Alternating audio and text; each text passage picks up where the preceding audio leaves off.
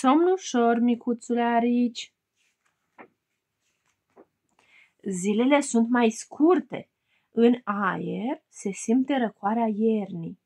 Pentru micul Arici va urma prima lui hibernare, dar până atunci mai are multe lucruri pe care să le încerce. Unde s-a ascuns micul Arici? Suflă în mormanul de frunze. Uite unde era fugarul. Vrei să dai la o parte frunzele din rochița cu ace? Atenție, să nu te înțepi. Micul Arici vrea să se întoarcă în pădure, dar îi se pare mult prea periculos să traverseze strada. Vrei să-i arăți cum să ajungă în siguranță pe cealaltă parte a drumului? Privește, ce de castane! Micul Arici și-ar dori tare mult să fie rotund ca ele. Îi arăți cum poate să facă asta? Te-ai descurcat foarte bine. Acum gâdă-l la tăl pe micul Arici ca să se facă iarăși ghem. Între timp, micului Arici i s-a făcut foame. Unde poate găsi râmele delicioase? Ridică năsucul în aer și arată-i cum să adulmece.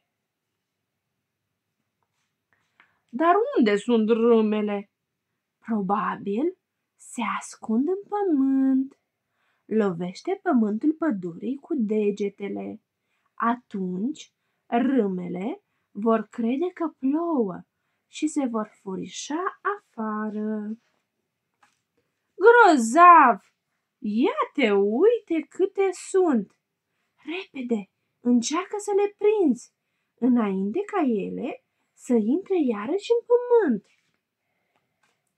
Tii, micul Arici a mâncat atât de mult încât îi va ajunge pentru toată iarna cât va hiberna. E timpul să găsească o vizuină liniștită. Ai descoperit deja una potrivită pentru el? Atunci bate la ușă și vezi dacă este liberă. Ei găsit micului Arici o căsuță drăguță, potrivită pentru el. Uită-te cum cască de obosit ce e. Vrei să-i pui mâna la gură? A venit vremea pentru hibernare.